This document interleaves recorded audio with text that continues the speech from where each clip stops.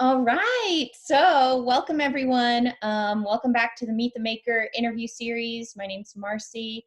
I'm doing this interview series as part of the Bristol and Bloom Appalachian Regional Art Festival that's coming up on August 8th of this year at Cumberland Square Park in Bristol. So today I am interviewing Steve Curd of Lavelle Manufacturing, and I'm so excited to have Steve here. Hi. Hi. Okay. I'm So excited to be here. good. I am just so happy to get to see your face because it's been so long since I saw you last. Forever. So why don't you, for anybody who doesn't know who you are, just go ahead and give us introduce yourself and just tell us what you do. Hello, I'm Stephen Curd. I am the owner and operator of Lavelle Manufacturing, which is located in the heart of downtown Glade Spring.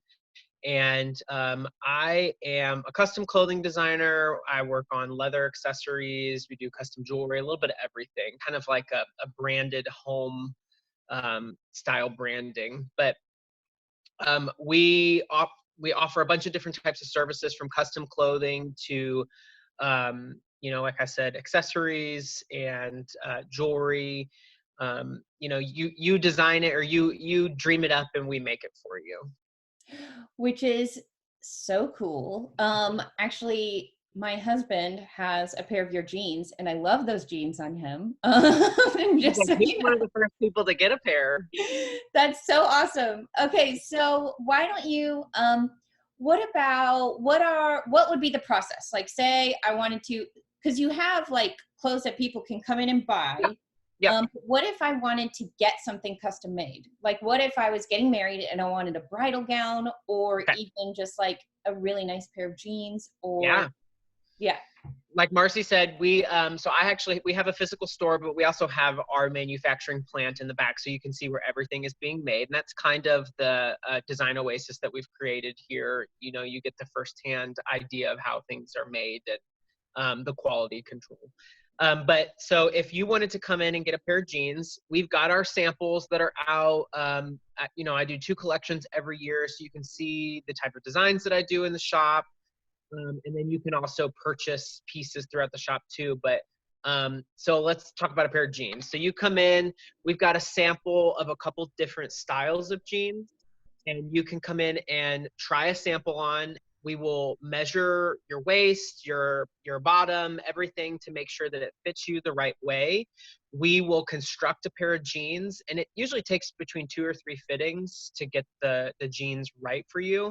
But we fix that pattern every single time that you come in for a fitting, so that the next time you come and purchase a pair of jeans, we've already gone above and beyond that first step, so that we aren't starting fresh. Right. It's a really cool process. I mean, I enjoy doing it. And it's fun to see people who've never had a pair of pants fit them the right way. It's nice to have that reaction when something fits right. Yes. So what about, because you design so many different things too, and you even do, like, you've done custom bridal. So what do you have, like, a favorite thing that you like to make? Do you love Oh yeah. dresses, or do you love pants, or what? What's your favorite? I think my specialty, so I got started in menswear, and that's what I studied in school, and I studied suitings. And as I have done suitings over the last couple years, I have realized it's not really my favorite thing. I think if I had to choose one type of medium, would be jackets. Like, I love a really good fitting jacket. So we offer custom denim jackets. You can come and get a sport coat. You can get a long, like, cashmere coat. I think that's my strong suit is coats. So that's really cool, actually, because I feel like, well, there are a few things that popped in my head in that moment. First of all, I love all the jackets that you have made. But one thing that I was thinking about too, for someone like me, I don't know what a good fitting coat Mm-hmm. would look like on me, or what would be a good fitting coat for my body type. So Right. I think that's where it would be really beneficial for somebody to come and see you, because this is like your thing and you're a professional. But like figuring that out, because I think that can be really transformative for a person when they really are like, no, I know this looks good. Right. Well, it's Yeah. a little bit of an education too. We don't just like sell clothing. So, when we do a one-on-one consultation, you sit down. It's educating you about your body type, because most people don't really understand what fits them right. We are mass consumers. We buy things that are inexpensive and it's gone the next season, instead of understanding that if you purchase a couple pieces that fit you right, they'll last you longer. Yes. And I don't know, there's just a lot of people just don't understand about fit techniques. So, and that I have 12 years of experience in that. That's amazing. And I've talked to you before about just like coming and helping me figure out like, how do I dress myself? um, so otherwise, would you mind just kind of showing everyone, giving us a little bit of a tour of your shop?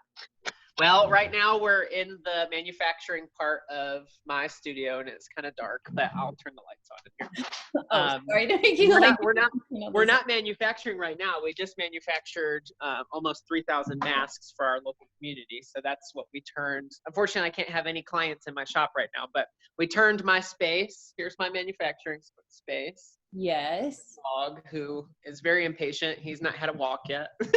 So sweet though. This is a piece from spring this year. This is a culotte pant. It's a silk pant, and then also I do a lot of creating my own textiles. So I just like to create different things that people can't normally get. And this is an Oxford style shirt that we did on a CAD program. Designed, I'll show you a little bit up close, but designed this floral motif print. And then I had it sent to a place in New York and they printed it on the Oxford shirt. So this is very one of a kind, which we offer a lot. What? I said, that's amazing. We offer a lot of stuff like that in the shop. And here's another spring piece. I'm going to flip the camera. I'll flip the camera around. Sure. All right. Maybe. There you go.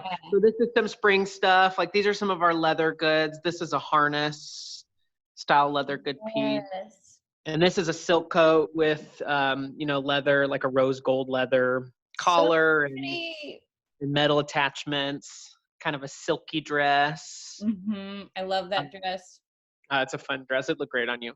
This was a fun skirt from last year, from last spring. And the things that I create in the shop, like we reuse again. If we don't sell it in the store, I'll put it out again another season. Sure. Because I like to do stuff that's kind of timeless. Yeah. Do a lot of leather goods. Like this is a leather belt. So leather goods like that. And then just like organic style pieces. Yeah. Like t-shirts and wearable jeans. And I'll show you some of our other stuff. And for anybody wondering, I'm also wearing a Steve Kurt original. You're wearing an indigo dyed shirt, which this is a scarf that is in the same motif. And I've got a couple more of the t-shirts, but look at this jacket. I know, I love that jacket. I love that jacket so much. I'm surprised it's still here, but that's how sometimes pieces work. I'll have them for a couple seasons and then someone will come in and, purchase it. So yes. But we do a lot of stuff. Like this is all hand dyed. This was a hand painted leather, like little clutch purse, and we did it in some wallets. And this is just like a double bifold wallet or a card holder. But we kind of create a bunch of different things, hats, and these are handmade hat pins and lapel pins. So cute. And I used a fly fish tying technique. That is so cool. So, I just kind of incorporate all kinds of little things. That's kind of how my brain works. You know how it is to be an artist. Yeah. Well, I was also thinking that's sort of like an Appalachian element or influence there in the work itself.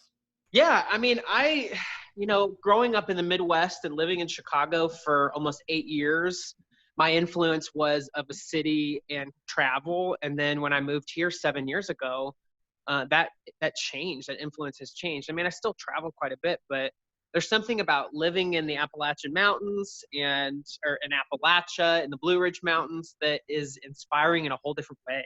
Yes, for sure. Thank you so much for that tour, because you're welcome. There's so many things that I was like, oh, those would be a good Now I have to go shopping. So can you tell us a little bit about your influence and inspiration behind your works? So we've talked in the past, you and I have, about sort of the even the time period that is kind of inspiring a lot of your work. So Yeah. what are some of those elements that influence a lot of your work? Well, I definitely time periods. I have a very vintage aesthetic, and I try to design things that are timeless. I don't really follow a trend. I might follow a color trend for the season, and I might implement trendy pieces or ideas of pieces because I mean that's people are inspired by trends. I mean that's why it's called a trend. Mm-hmm. But I've always kind of stayed true to myself as far as my design aesthetic, and I like things that you can wear from year to year to year that aren't like, oh well, that trend is gone. Yeah. Um, so that definitely influences how I design.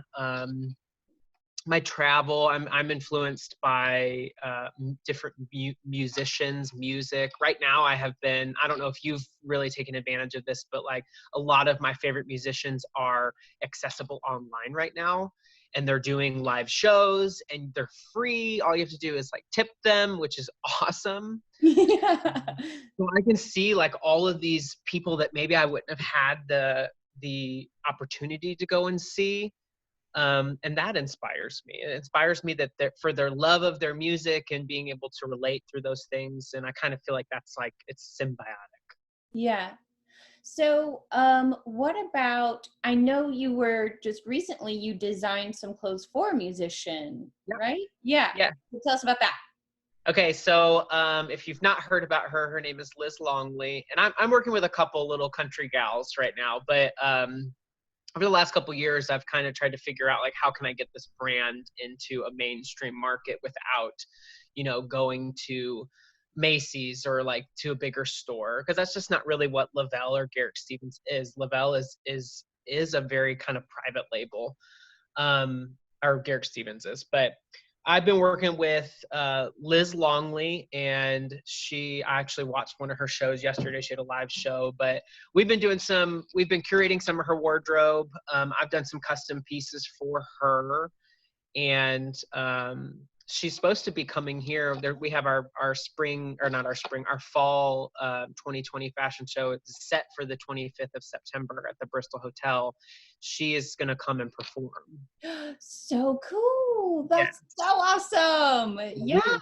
We might sing a couple songs together. So, but hopefully we can do that. Yeah. But yeah, I've been keeping up with her. She's a busy gal, and we try to support each other. But yeah, it's been fun to work in a different, kind of a different mind frame. Really understanding like how her things fit her body, the things that she likes, and kind of stepping outside of my boundaries for that. Yes. So, well, really quickly, I'm just going to share my screen so people can actually see some of your work up close. So here I've got your website pulled up. And so these are some photos this is from spring, summer 2019. This is from fall, winter 2018. You know what? Every time I see spring, summer 2019 or clothes from that line, Mm-hmm. I always think of that one colored pleated skirt, the maxi skirt. Yes. I loved that skirt so much, and I wanted it so bad. I have a cobalt blue colored one, Oh, like do it. you? I do. Yeah, I still have it. It's long like that too. Yeah, I need to see that one because I still think about that skirt and I'm like, dang, I wanted that skirt so bad. As soon as we posted this campaign, I sold that skirt. That's insane. It's a great skirt. I'm gonna have to be on top of it more, but well, you've got some great pieces. You've snagged some good pieces from our collections. Yes, I have. I've been very fortunate to do that. I'm usually spamming your Instagram messages like, this, mine, I want this. I want those earrings. Send them to me. Yes. So these are some of the jackets. This almost looks like the one you have on. Yeah, it's very similar to the one I have on. Yes, and this is the one we saw hanging up, and I love this one too. I love the material that you used for this one. It's a fun Um, jacket. so that you were talking about, you make a lot of your own textiles. Yeah. So I know you do a lot with shoes as well. Can you talk about what you do with shoes as far as like, um, Well, we are so Lavelle, myself, my company has teamed up with a company out of St. Louis called Bronx Diva or Diva Imports. And I've worked with them for 12 years. I originally was going to go into shoe design and I interned with them. And we've stayed together for the last 12 years. And so when I launched Lavelle, they were like, I think you're ready to design shoes. So, and I was like, oh my gosh, fine. I basically had to prove myself. But for the last 3 years, we've been offering a small line of shoes. And I'll actually grab one from our fall collection. yes, do it. So these haven't been released yet, but I'll bring both of them. Ooh, we're getting an exclusive look. You are getting an exclusive look, which hopefully you'll see September 25th. But Oh my, this is so exciting. My little country singer, look at these. I love that. Yes, I love the zipper. That's great. It's in the front. And this is a lambskin leather. So this is a little bit of a higher end brand for our store. The boot's a little bit more expensive, but I like to offer different types of things. And we've got it in black. It comes in white. Love it. I love it. I can Yeah. just see your little country singer in those boots. She has a pair. She's got the black ones already. Oh, perfect. And she's worn them on her last little tour date that she had, which was in March. She wore them to a little private show. So I like to send her pieces like that, and some other people like that too. But so shoes like this, we sell the sample in the store. We've got a basic size run, but we will do a made to measure shoe for you. So we'll measure your foot, and they will make a pair of shoes for you. We don't actually make the shoe in shop here. I just send my design to the company. They make it, send me a sample, and then we go through the process like that. Yes. Yeah. That's amazing. Yeah, we can do a bunch of things like that. We do hats like that, and some jewelry. I have a jewelry person who sets my stones in Ohio. I have a hat milliner in Kentucky that does some custom hats for us. So. Well, speaking of jewelry, I'm going to share my screen again so people can see some of the jewelry pieces that you have.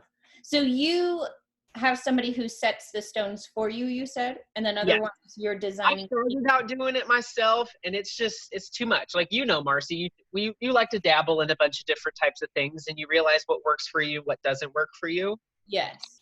But I just don't have time to do all that stuff. I have nothing but time right now, but like the rest of us. But this created a job for somebody else, and it's still under our label.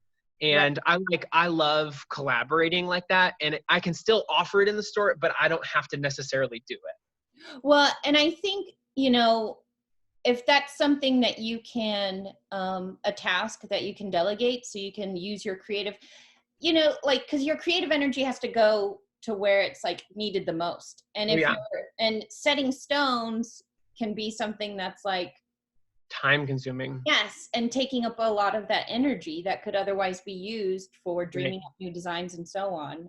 Right. I love doing the sample is my thing. If I can find the right people to take the idea and push it further, I'd rather do that.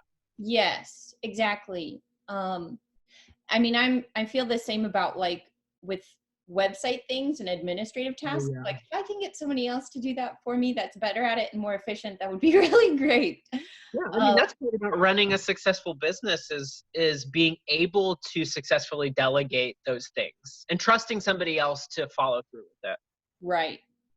So, but otherwise, well, first I want to talk more about this jewelry because they're also gorgeous and I love all these pieces, and the leather work that you do with your jewelry and accessories as well is really cool. It's a lot of fun. Yes. I do a lot of that leather work with my dad. It's an opportunity for the two of us to create together. That's so awesome. I love that. He's a talented artist. Actually, his mom is Eva Lavelle, so it kind of runs deep in that family chain. Yeah, so why don't you tell us a little bit about like Lavelle, the brand, Garrick Stevens, the brand, like all of that, how those are interconnected, where they came from? So I started Garrick Stevens in 2006 when I graduated from college. I graduated with a menswear degree, so I studied menswear, suitings, and tailoring, and specifically European studies is where European tailoring is what I studied. But and then I moved to Chicago and started a production company, and I started putting on shows for other people. And I, interned, and I was a creative director for a company, clothing company, and then finally I broke out on my own and did my own thing. So Garrick Stevens has been from the very beginning. And that name comes from my middle name, which is Craig. It's a mix up. So that's Garrick. And then my first name is Steven. Lavelle actually started when I chose to move to Southwest Virginia. I had the idea of, I had done some research, and I had been working for Bloomingdale's for about 5 years on Michigan Avenue as a denim rep and as a denim ambassador. And so I studied all different types of denim, jeans, jackets, how was it made? Why was it $200? Why was it, made this way, different washes, etc. And I decided, okay, well, I'm moving to Southwest Virginia. What are people going to purchase? And what will they invest their money in? And so Lavelle, which was my grandmother, Eva Lavelle, who was a seamstress, and she's the person that got me into designing at a young age. I kind of wanted to give back to her and pay tribute to her for everything that she's given me. And so that's kind of how Lavelle became. And Lavelle's original idea was to work with local manufacturing and hire or create some jobs and, just kind of contribute to the community. And it turned into something completely different. We did that at first. We sold 100 and I think it was 140 pairs of jeans in 30 days. We did a Kickstarter and all this stuff to start Lavelle. And then really it took off from there. And I did not have a plan or a want to have my own shop in small manufacturing, but that's just how it happened. Yeah. And I'm grateful that it happened that way, because it's allowed me to have control creatively and to kind of just, I don't know, I get to choose who comes in and out of my business and how things are made, and the quality control as well. So Yeah. Lavelle has turned into something that I didn't even know, and it's kind of the brand that we've been focusing on for the last couple years. Right. And now, I mean, just talking about like things that you weren't really expecting, now you just manufactured 3,000 masks for the Yeah. community, 5 of which we own, to help with the pandemic, which is really cool that you're able, first of all, that your skills translate in such a way to be able to do that. And second, that, you have been able to produce 3,000 masks, and in a time when a lot of people are having to release workers, you were able to bring workers in to help with that workload. Yeah, we were able to create 5 jobs. I mean, it was amazing. And these workers right now are freelancing. So I gave them a little break because their little fingers were real sore. But including my own, I also sewed probably about 700 masks myself. So, Yeah. but it was, when all this stuff happened, this scarcity of, my business closing and figuring out another opportunity, it just seemed like the right thing to do. And I'm a person that's not just about like, what can it do for me? Mm-hmm. I also try to think about my community, and that's where I'm at. I'm in a business-minded community where we collaborate and we support each other.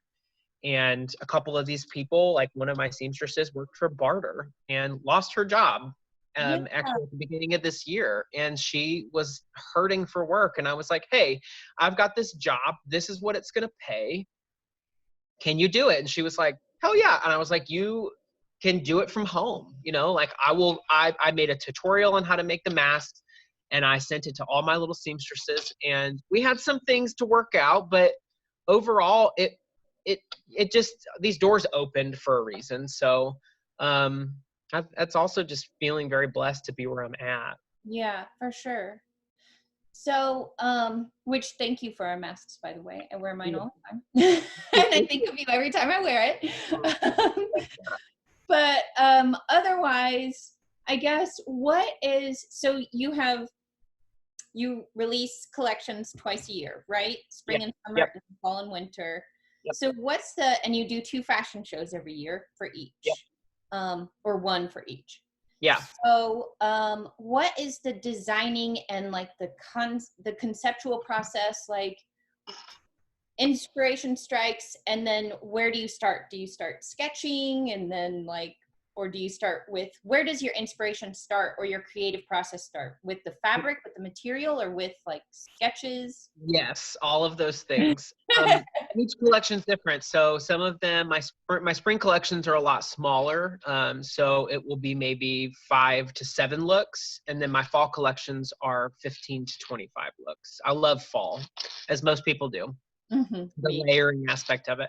But each collection starts with a playlist. So I'm always listening to music, podcasts, all this stuff while I'm sewing and working on other people's things. And if I hear something that I like, I just save it on a playlist. And then as I go, it's weird. This is how it's always happened throughout my whole design career. It kind of sets the tone. So each song, they kind of meld into one. And as I'm working on that collection, that's where my inspiration comes from. So like that, it might be like right now I've been nonstop listening to Justin Timberlake, the 2020 experience. And so this new fall collection is going to have this like kind of masculine, sexy, like feel to it. And it's weird how that happens, but that's just kind of how it always happens. But I love that so much. I love Justin Timberlake, but I am inspired by the fabric too. I just did a big fabric buy from Mood in New York, and which was really hard to go through the whole website and buy $700 worth of fabric. And I made some pretty good choices. There's a couple things that I got and I was like, oh man, I wish. But as soon as I get the fabric, I can already see what it is. Yeah. I'm like, oh, this is going to be this great, kind of handkerchief style dress, or this is going to be a cool like leather bag. And like, I'm kind of inspired by that. So that I'm a textural and visual, and I guess, a musical person when it comes to designing. That is so the playlist that inspires the collection, is that the playlist that you play at the fashion show? Yeah. Yes, so cool. I listen to it. I listened to it for like 6 months, and by the time the show comes, I'm like, I hate this one. You're already on to the next season. Like, this is so last year or whatever. Yeah. And people, I hope people get excited about it, but that's just how it's always worked for me. Yeah, that's so funny. So what I also love that you do is with your fashion shows, you've been hosting them at a lot of local venues as well, which I think is really great to not only support these local venues, but you're also like showing them in a new light, right? So I don't necessarily, when your last show was at the train station, is that right? The one in August was at the Barnes at Chip Ridge. We did the one previous to that was at the train station. Yes. Okay, so the train station isn't a place that I necessarily would have thought of like as being a good fashion show venue, but then right. Yeah. So the one that's coming up at the Bristol Hotel in September. Yeah. So where will that be? Because I've been inside the Bristol Hotel and it's gorgeous and I love it. So where's it? Where are you thinking? It's going to be on the rooftop.